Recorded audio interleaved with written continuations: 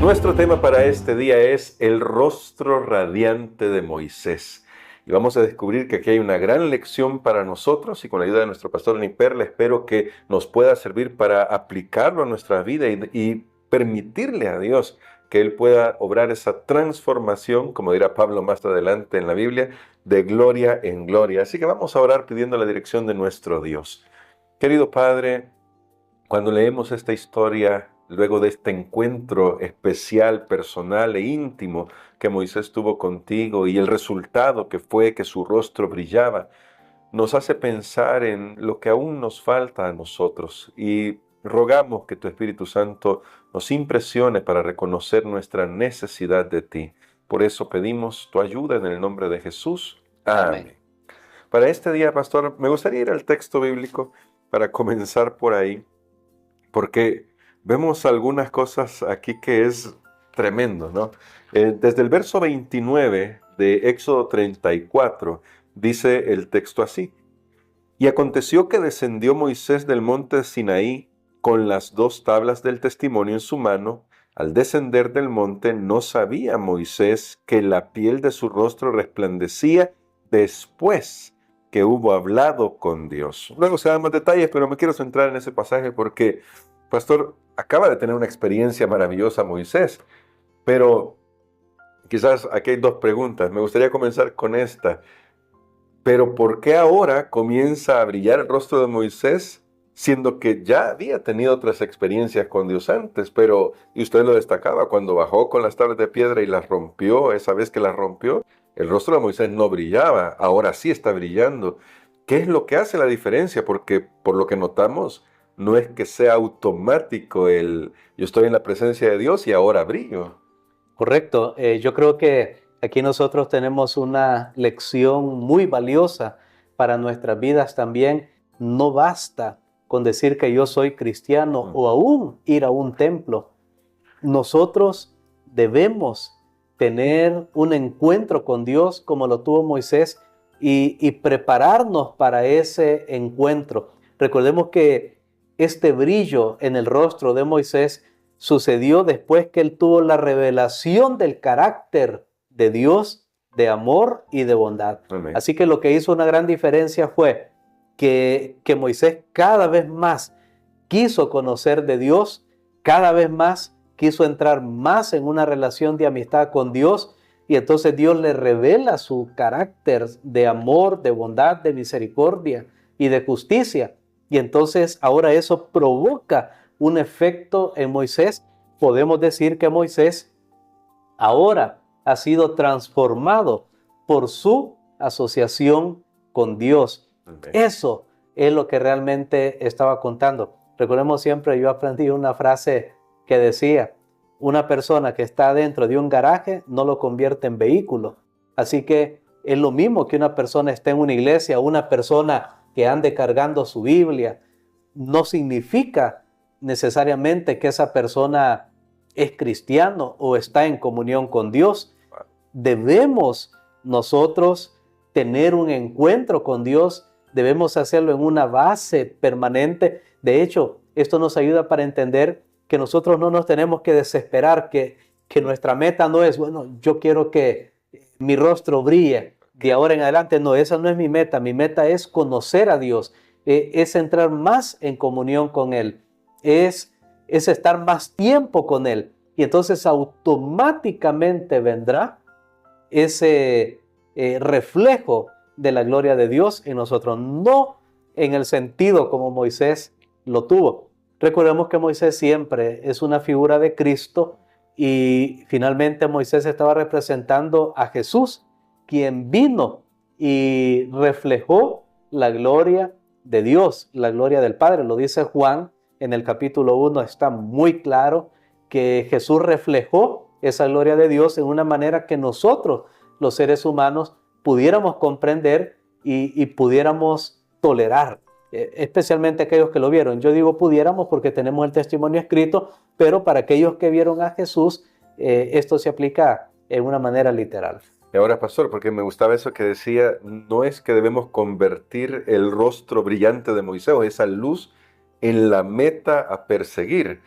Y esto me lleva a el resto del texto, usted puede leerlo, mi amigo, mi amiga, nos dice de que Moisés ni siquiera se daba cuenta que estaba brillando.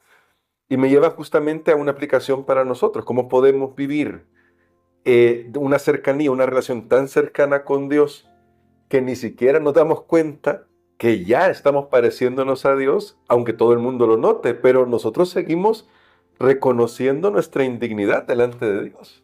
Bueno, aquí hay otro punto que yo creo que es de suma importancia. Si es tan importante estar en comunión con Dios y absorber más de Dios para nuestras vidas, creo que es muy importante también cómo eso se aplica en nuestra vida diaria. Cuando nosotros entendemos que Moisés no sabía que su rostro estaba brillando, aquí nos da una gran lección.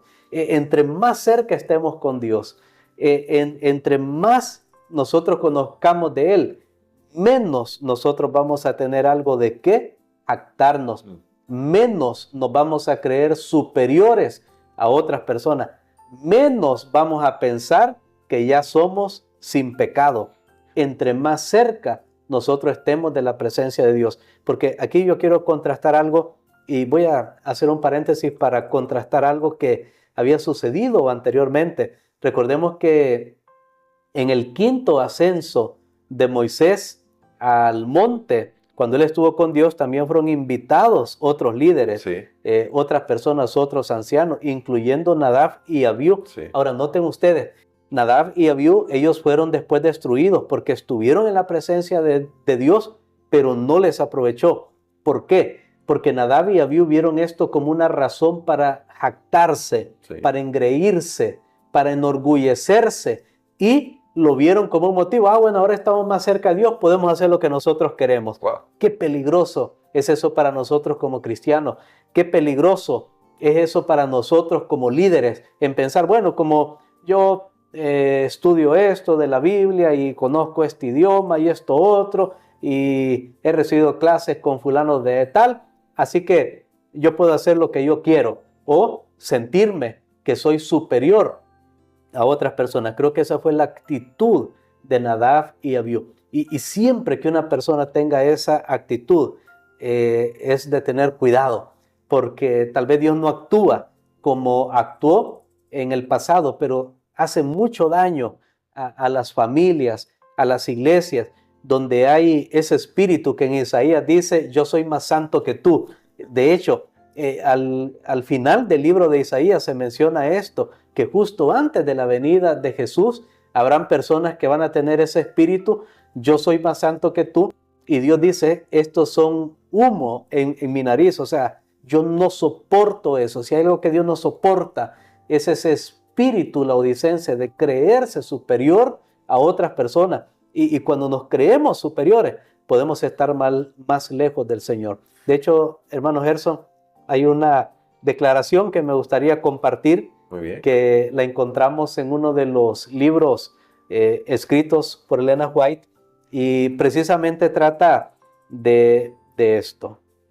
Muy bien, excelente. Vamos a leer esta declaración, vamos a escucharla, porque tenemos que reconocer cuál es nuestra verdadera condición y cómo podemos alcanzar esta relación tan profunda con Dios que nos ayude a reconocer, valga la redundancia, qué es lo que realmente necesitamos. Muy bien, así que vamos a leer desde aquí esta declaración. Los que en verdad tratan de perfeccionar un carácter cristiano nunca acarician el pensamiento de que no tienen pecado. Su vida puede ser irreprochable, pueden ser representantes vivos de la verdad que han aceptado, pero cuanto más disciplinen su mente para espaciarse en el carácter de Cristo y cuanto más se acerquen a la divina imagen del Salvador, tanto más claramente discernirán la impecable perfección de Jesús y más hondamente sentirán sus propios defectos. Cuando algunas personas pretenden estar santificadas, con eso dan suficiente evidencia de que están muy lejos de la santidad. Dejan de ver sus propias debilidades y su indigencia. Consideran que ellos reflejan la imagen de Cristo porque no tienen un verdadero conocimiento de Él. Cuanto mayor es la distancia entre ellos y su Salvador, tanto más justos aparecen a sus propios ojos. Bueno, a mí me parece Hermano Gerson, una declaración realmente muy puntual, muy fuerte Sí, también, porque qué terrible es pensar que yo estoy más cerca de Dios y quiero que otros sepan que yo estoy más cerca de Dios, pero eso me hace realmente estar más lejos de Él. Entre más pretensiones yo haga de santidad, entre más yo trate de demostrarles a otros que soy mejor que ellos, o que yo estoy en otra luz, o que yo ya estoy caminando en todo lo que la palabra de Dios dice, podemos estar más y más lejos de Dios. Así que creo que esto tiene que enseñarnos acerca de nuestra dependencia de Dios, de la humildad. Creo que Moisés nos mostró a través de esto la importancia de la humildad y de depender de Dios. De hecho, la gran preocupación que Moisés tenía siempre después de lo del becerro de oro era: sí. Señor, no nos dejes, acompáñanos. No, mira, no soy yo. Porque Moisés bien, bueno, yo ya sé el truco ese de abrir el mar. Jamás, siempre una dependencia, siempre una humildad con Dios, porque ese es el gran peligro. Cuando tenemos éxito en una línea de la obra de Dios, podemos pensar que es automático y que ya no necesitamos a Dios. Y ahora, pastor, más adelante, lo decía al principio, pero ahora quisiera que nos ayudara con esta reflexión final. El apóstol Pablo va a retomar, creo, esta experiencia y allá en la carta segunda a Corintios dice que debemos ser transformados de gloria en gloria. Porque para Pablo esto era un proceso, es decir, esto de ir de gloria en gloria y cómo se verifica en Cristo Jesús.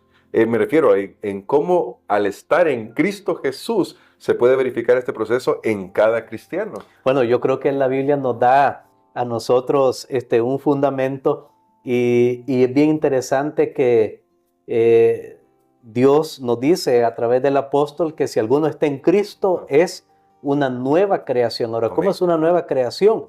Bueno, necesita ser transformado. Y sabe que solo hay 4 ocasiones en el Nuevo Testamento que se menciona la palabra metamorfosis, que incluso la usamos en español. Es una palabra griega que hace alusión a un cambio. De hecho, se nota en la naturaleza, ¿verdad? Como, por ejemplo, una larva, un gusano, finalmente se puede convertir en una mariposa. Un proceso, creo que en la naturaleza es uno de los procesos de transformación más extraordinarios, porque el resultado final no es jamás como al principio. Sí. Ahora, hay 4 versículos en la Biblia, 4 pasajes donde se menciona esta palabra metamorfosis. 2 de ellos están mencionados cuando Jesús se transfiguró, cuando Jesús llevó a 3 de sus discípulos al monte y su apariencia cambió. Sabemos que previo a la cruz hubo ahí un encuentro muy especial con Dios. No voy a ahondar con eso, pero las otras 2 palabras donde se mencionan, donde los otros 2 textos donde se menciona esta palabra metamorfosis, cambiar, son importantes para nosotros. Uno de ellos es en Romanos, sí, Romanos, el capítulo número 12, donde dice el apóstol Pablo, él dice: sean transformados por la renovación de su entendimiento. Ahí se usa la palabra metamorfosis. Y la otra es el texto que aparece en nuestra lección, donde el apóstol Pablo dice que nosotros somos cambiados por lo que contemplamos. Entonces, ¿cómo se produce esto en nosotros? ¿Cómo se produce esa transformación? Aquí están las 2 claves. Número 1, comienza en nuestra mente. Donde tiene que haber un cambio es en la mente. Nuestra mente es la que gobierna todo. Allí tiene que haber un cambio, porque la mente es la que nos limita o la que nos ayuda para salir adelante. Y número 2, tiene que ver cuando nosotros pasamos tiempo con Dios, lo contemplamos en las... Así que queremos experimentar este tipo de transformación que Moisés experimentó. Tenemos que permitir a Dios que entre a nuestra mente, tenemos que darle el control de nuestra mente. Y número 2, tenemos que pasar tiempo en comunión con Él. Y queremos, pastor, que ore por nosotros en ese sentido, que hoy tomemos la decisión. Esa decisión la tomamos nosotros, sí, pero que Dios nos ayude para poder pasar tiempo con Él. Amén. Padre, gracias te damos, Señor, porque tú estás dispuesto a cambiarnos, a transformarnos a tu gloria, a tu imagen y semejanza, ser bondadosos como tú lo eres, amorosos, misericordiosos, perdonadores. Gracias, Señor, porque estas características tú deseas que las reflejemos para que el mundo pueda ver que tú estás con nosotros, en nosotros y con tu iglesia. En el nombre de Jesús. Amén.